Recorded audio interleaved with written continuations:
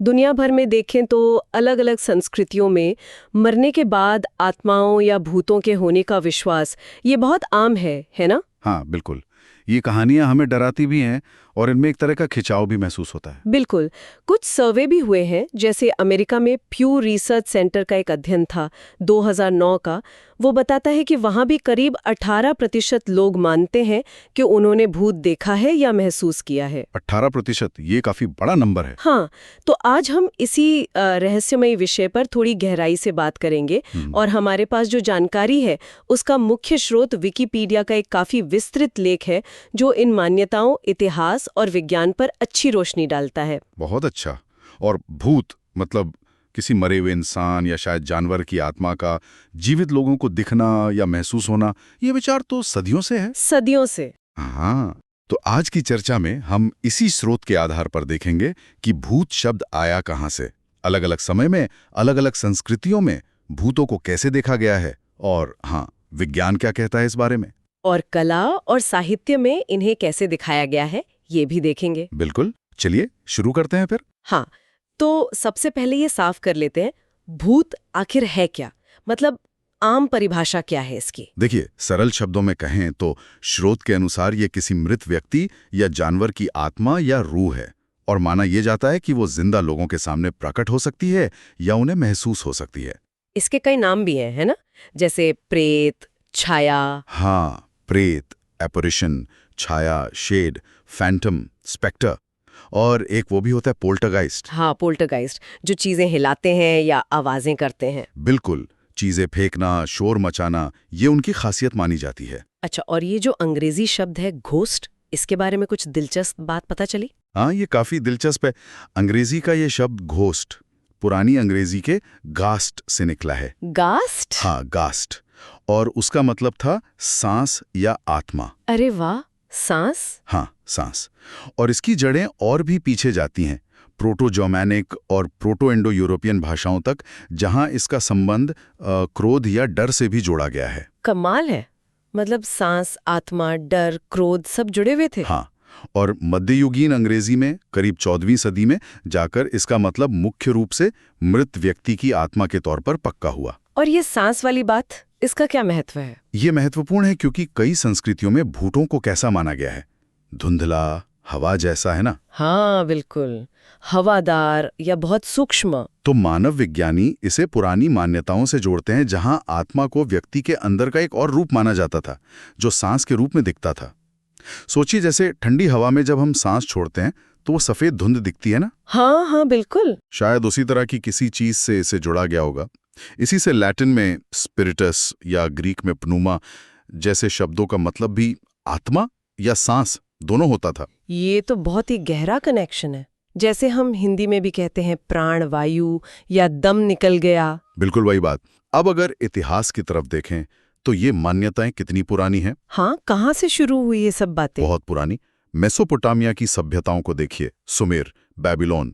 वहां माना जाता था कि भूत मृत्यु के समय बनते हैं और उनमें मरने वाले की यादें और उसका व्यक्तित्व होता है। अच्छा। हाँ, और उन्हें संतुष्ट रखना जरूरी था, उन्हें खाना पीना देना पड़ता था, वरना माना जाता था कि वो नाराज होकर जीवित लोगों को बीमार कर सकते हैं या परेशान कर सकते हैं। ये तो वैसा ही है जैसे हमारे यहाँ श्राद्ध या पितरों को भोग लगाने की परंपरा है। कुछ वैसा ही कनेक्शन लगता है। हाँ, प्राचीन मिस्र में भी भूतों में गहरा विश्वास था। वहां तो मृत्यु के बाद जीवन, आत्मा का सफर, इन सब पर बहुत जटिल धारणाएं थीं। जी। उनकी मृतकों की पुस्तक बुक ऑफ द डेड इसी का उदाहरण है। और यूनान और रोम के समय में क्या वहां भी भूत ऐसे ही डरावने माने जाते थे? तो शुरू में शायद उतने नहीं। जैसे होमर के महाकाव्य हैं, ओडिसी और इलियड, उनमें भूत थोड़े अलग तरह के हैं। वो वाष्प या धुएं की तरह गायब हो जाते थे, सलाह या भविष्यवाणी देते थे, पर ज्यादा डरावने नहीं लगते। अच्छा। लेकिन धीरे धीरे करीब 5वीं सदी ईसा पूर्व आते आते ग्रीक भूत ज्यादा डरावने माने जाने लगे।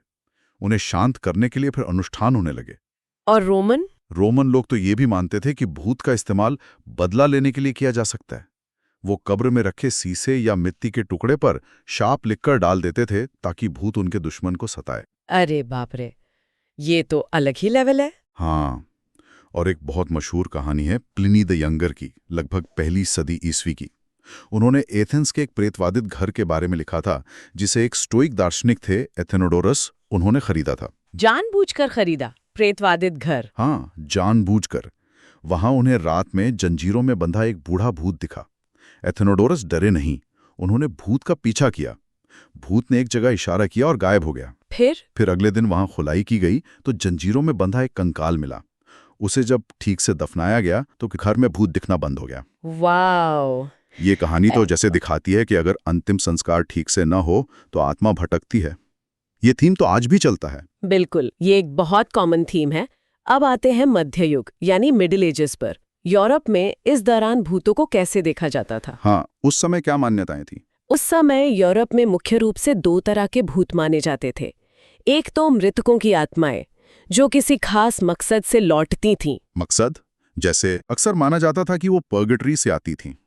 पर्गेटरी वो जगह मानी जाती थी जहां मरने के बाद आत्मा शुद्ध होती है, तो वो अपने पापों का प्रायश्चित पूरा करने या जीवित लोगों से प्रार्थना करने के लिए मदद मांगने आती थी। अच्छा, और दूसरी तरह के भूत? दूसरे थे शैतान या राक्षस, जो भूत का रूप धरकर सिर्फ जीवितों को सताने या बहकाने आते थे। यानी एक तरह के असली भूत और दूसरे नकली या शैतानी भूत। हाँ, कुछ ऐसा ही। और एक दिलचस्प बात यह है कि उस समय के भूत जो कहानियों में मिलते हैं वो विक्टोरियन युग के धुंधले भूतों से ज्यादा ठोस, मतलब ज्यादा फिजिकल माने जाते थे। ठोस कैसे? कुछ कहानियों में तो लोगों के भूतों से कुश्ती लड़ने तक का जिक्र है, या उन्हें पकड़ कर रखने का, जब तक कि कोई पादरी आकर उनकी बात ना सुन ले। भूतों से कुश्ती? ये तो कल्पना करना भी मुश्किल है। हाँ, और उन्हें अक्सर फीके, उदास और फटे हुए भूरे कपड़ों में दिखाया जाता था। कुछ कहानियों में तो पूरी की पूरी भूतिया सेनाओं का भी जिक्र मिलता है। भूतिया सेनाएं? हाँ, जैसे 1211 में गेरवेज ऑफ टिल्बरी ने एक मारे गए लड़के के भूत के दिखने का वर्णन किया है, जो शायद किसी भूतिया जुलूस का हिस्सा था। ये तो बहुत ही अलग तरह की कल्पनाएं हैं। फिर पुनर्जागरण, रेनेसांस और रोमांटिक काल आया, तब क्या हुआ? शेक्सपियर के हैमलेट का भूत बहुत मशहूर है। हाँ, पुनर्जागरण और रोमांटिक काल में तंत्र मंत्र और निक्रोमेंसी यानी मृतकों को बुलाने की प्रथा, इसमें फिर से रुचि जागी। शेक्सपियर का हैमलेट, उसमें हैमलेट के पिता का भूत, वो इसी दौर का एक बहुत बड़ा उदाहरण है। उसे कवच पहने दिखाया गया है ना? हाँ, कवच पहने हुए, जो उस समय शायद भूत को पुराने जमाने का या महत्वपूर्ण दिखाने का एक तरीका था। लोक कथाओं में भी भूत लगातार दिखते रहे। जैसे एक स्कॉटिश लोकगीत है, स्वीट विलियम्स घोस्ट। उसमें क्या होता है? उसमें एक भूत है विलियम, जो मर चुका है। वो अपनी मंगेतर के पास आता है ताकि वो उसे शादी के वादे से मुक्त कर दे, क्योंकि अब वो शादी नहीं कर सकता। ओहो, ये तो दुखद है। हाँ, और एक और गीत है, द अनक्वाइट ग्रेव, जो ये दिखाता है कि जीवित लोगों का बहुत ज्यादा दुख या शोक भी मृतकों की शांति भंग कर सकता है। अच्छा, मतलब ज्यादा रोने धोने से भी मरे हुए परेशान हो सकते हैं। हाँ, ऐसी मान्यता उस गीत में झलकती है। ये दिखाता है कि शोक, मृत्यु और उसके बाद के जीवन को लोग कैसे आपस में जुड़ा हुआ मानते थे। तो ये मान्यताएं सदियों से अलग अलग रूप लेकर चली आ रही हैं। अब थोड़ा नजदीकी दौर में आते हैं, 19वीं सदी में। उस समय एक नया आंदोलन शुरू हुआ था, आध्यात्मवाद यानी स्पिरिचुअलिज्म। उसके बारे में क्या जानकारी है? हाँ, 19वीं सदी में खासकर अमेरिका और यूरोप में आध्यात्मवाद बहुत तेजी से फैला। इसका मुख्य विचार ये था कि कुछ खास लोग, जिन्हें मीडियम्स कहा जाता था, वो मृतकों की आत्माओं से संपर्क कर सकते थे, उनसे बात कर सकते थे। अच्छा, माध्यमों के जरिए। हाँ, यह आंदोलन बहुत लोकप्रिय हुआ, खासकर मध्य और उच्च वर्गों में। कई प्रमुख महिलाएं भी इसमें शामिल थीं। लोग सेशंस रखते थे जहां आत्माओं को बुलाने की कोशिश की जाती थी। लेकिन क्या ये भरोसेमंद था? देखिए, शुरू में तो बहुत क्रेज था, लेकिन बाद में धोखाधड़ी के कई मामले सामने आए। कई माध्यमों पर सवाल उठे और धीरे धीरे इसकी विश्वसनीयता कम होती गई। इसी से जुड़ा एक और आंदोलन है स्पिरिचुअलिज्म। ये एलन कार्डैक नाम के एक फ्रांसीसी शिक्षक की शिक्षाओं पर आधारित है। ये आज भी कई देशों में, खासकर ब्राजील में, काफी प्रचलित है। इसमें पुनर्जन्म और आत्माओं के विकास पर जोर दिया जाता है। तो मतलब आधुनिक समय में भी आत्माओं से संपर्क की ये इच्छा या विश्वास बना रहा? बिल्कुल। ये दिखाता है कि मृत्यु के बाद क्या होता है, ये सवाल लोगों को हमेशा से आकर्षित करता रहा है। ये सब तो हुई मान्यताएं, इतिहास, आंदोलन, लेकिन इन सब के बीच विज्ञान कहाँ खड़ा है? क्या विज्ञान भूतों के अस्तित्व को मानता है? देखिए, अगर हम विशुद्ध वैज्ञानिक दृष्टिकोण से बात करें तो विज्ञान का जो भारी बहुमत है, ओवरवेलमिंग कंसेंसस जिसे कहते हैं, वो यही है कि भूतों के अस्तित्व का कोई ठोस, विश्वसनीय वैज्ञानिक प्रमाण आज तक नहीं मिला है। कोई प्रमाण नहीं, कोई ऐसा सबूत नहीं जिसे वैज्ञानिक पद्धति से बार बार परखा जा सके और जो ये साबित करे कि भूत होते हैं। समस्या ये भी है कि ये साबित करना कि भूत नहीं होते, ये वैज्ञानिक रूप से लगभग असंभव है। आप किसी चीज के न होने को कैसे साबित करेंगे? हाँ, ये तो मुश्किल है। इसीलिए भूत शिकार, गोस्ट हंटिंग जैसी जो गतिविधियां होती हैं, उन्हें विज्ञान की दुनिया में अक्सर छद्म विज्ञान, स्यूडो साइंस माना जाता है, क्योंकि वो वैज्ञानिक तरीकों का पालन नहीं करते। तो सदियों से जो कहानियां चली आ रही हैं, जो लोग दावे करते हैं, विज्ञान उन्हें कैसे समझाता है? हाँ, ये एक अच्छा सवाल है। विज्ञान इन दावों को खारिज नहीं करता, बल्कि उनके संभावित स्पष्टीकरण ढूंढने की कोशिश करता है। और कई संभावित कारण हो सकते हैं। जैसे कि? कुछ मनोवैज्ञानिक कारण हो सकते हैं। एक बहुत आम चीज है पेरिडोलिया। पेरिडोलिया, ये क्या होता है? ये हमारी दिमाग की एक प्रवृत्ति है। हम अक्सर बेतरतीब पैटर्न में, जैसे बादलों में या दीवार की सीलन में, जाने पहचाने चेहरे या आकृतियां देख लेते हैं, है ना? हाँ, अक्सर होता है। तो हो सकता है कि अंधेरे में या किसी अस्पष्ट चीज में हमें भूत जैसी आकृति दिख जाए। हमारी परिधीय दृष्टि, पेरिफेरल विजन, यानी आंख के कोने से जो हम देखते हैं, वो भी कई बार धोखा दे सकती है, खासकर रात में या जब हम थके हों। अच्छा, जैसे अचानक लगे कि कोई खड़ा है, पर मुड़कर देखो तो कुछ नहीं। बिल्कुल। फिर एक और चीज है हिप्नागोगिक हैलुसिनेशन। ये क्या है? ये वो अनुभव होते हैं जो हमें सोने और जागने के बीच की अवस्था में होते हैं। मतलब जब हम पूरी तरह सोए भी नहीं हैं और पूरी तरह जागे भी नहीं हैं, उस समय हमें अजीब छवियां दिख सकती है या आवाजें सुनाई दे सकती हैं जो सपने जैसी लगती हैं, पर हमें लगता है कि हम जागे हुए हैं। और स्लीप पैरालिसिस का भी जिक्र आता है। हाँ, स्लीप पैरालिसिस के दौरान भी लोग अक्सर भूत या किसी डरावनी उपस्थिति को महसूस करने या देखने की बात करते हैं। इसमें होता यह है कि हमारा दिमाग तो जाग जाता है, पर शरीर कुछ देर के लिए हिल नहीं पाता, जिससे घबराहट और भ्रम पैदा हो सकता है। ये तो हुए मनोवैज्ञानिक कारण। क्या कुछ शारीरिक कारण भी हो सकते हैं, मतलब शरीर में किसी चीज के असर से? हाँ, बिल्कुल हो सकते हैं। कुछ जहरीले पौधे होते हैं, जैसे धतूरा या हायोसाइमस नाइजर, उनमें एंटीकोलिनर्जिक रसायन होते हैं। ये रसायन मतिभ्रम पैदा कर सकते हैं, जिससे अजीब चीजें दिख सकती हैं। अच्छा। कुछ दवाएं भी, जैसे नींद की कुछ गोलियां ज़ोलपीडेम, या एलर्जी की दवाएं डाइफेनहाइड्रोमाइन, बहुत दुर्लभ मामलों में भूत जैसे मतिभ्रम का कारण बन सकती हैं। और वो कार्बन मोनोऑक्साइड वाली बात? हाँ, कार्बन मोनोऑक्साइड विषाक्तता को भी कई बार प्रेतवादित घरों की घटनाओं से जोड़ा गया है। पुराने समय में जब बंद कमरों में कोयले की अंगीठी जलती थी, तो ये गैस बन सकती थी। ये अदृश्य और गंधहीन होती है, और इसके असर से सिरदर्द, भ्रम और यहाँ तक कि मतिभ्रम भी हो सकता है। मतलब हो सकता है कि पूरे परिवार को अजीब अनुभव हो रहे हों और वो सोचें कि घर में भूत है, पर असल में वो गैस का असर हो। ये एक संभावना मानी गई है कुछ मामलों में। इसके अलावा कुछ शोधकर्ता मानते हैं कि अल्जाइमर जैसे मस्तिष्क के रोग भी, जिनमें याददाश्त और बोध क्षमता प्रभावित होती है, कभी-कभी भूत या परिचित लोगों के दिखने के भ्रम से जुड़े हो सकते हैं। और हमारे आसपास का माहौल, क्या उसका भी कोई रोल हो सकता है? जैसे पुरानी इमारतों में आवाजें आना, दरवाजे अपने आप हिलना। हाँ, पर्यावरण के कारक बहुत महत्वपूर्ण हो सकते हैं। जैसे घर में हवा के दबाव में अचानक बदलाव से दरवाजे अपने आप बंद हो सकते हैं या खुल सकते हैं। अच्छा। नमी या तापमान बदलने से लकड़ी के फर्नीचर या फर्श में चरमराहट की आवाज आ सकती है। पुराने पाइपों से भी अजीब आवाजें आ सकती हैं। और वो इंफ्रासाउंड वाली बात क्या थी? इंफ्रासाउंड, हाँ, ये बहुत कम आवृत्ति वाली ध्वनि तरंगे होती हैं जिन्हें हमारे कान सुन नहीं सकते, लेकिन कुछ शोध बताते हैं कि ये हमारे शरीर पर असर डाल सकती हैं। ये बेचैनी, उदासी, डर या ऐसा महसूस करा सकती हैं जैसे कोई हमें देख रहा है। बिना सुने भी? हाँ, बिना सुने भी। कुछ प्रयोगों में पाया गया कि जहां इंफ्रासाउंड मौजूद था, वहां लोगों ने ज्यादा अजीब अनुभव रिपोर्ट किए। इसी तरह कुछ शोधकर्ताओं, जैसे माइकल पर्सिंगर, ने यह भी कहा है कि पृथ्वी के भूचुंबकीय क्षेत्रों, जियोमैग्नेटिक फील्ड्स में होने वाले बदलाव हमारे मस्तिष्क के टेम्पोरल लोब को उत्तेजित कर सकते हैं, जिससे रहस्यमय अनुभव हो सकते हैं। हालांकि इस पर अभी और शोध की जरूरत है। तो मतलब कई सारे वैज्ञानिक स्पष्टीकरण मौजूद हैं जो भूतिया अनुभवों की व्याख्या कर सकते हैं। हाँ, विज्ञान इन्हीं प्राकृतिक कारणों में व्याख्या ढूंढने की कोशिश करता है। जैसे संशयवादी विचारक हैं जो निकिल, वो सवाल उठाते हैं कि अगर भूत भौतिक शरीर के बिना होते हैं तो उनके कपड़े कैसे दिखते हैं। हाँ, ये सवाल तो है। या अगर वो तैरते हैं, हवा में होते हैं, तो फिर उनके भारी कदमों की आहट क्यों सुनाई देती है। उनके अनुसार भूत हमारे सपनों, हमारी यादों, हमारी कल्पनाओं की तरह ही मानसिक रचनाएं हैं।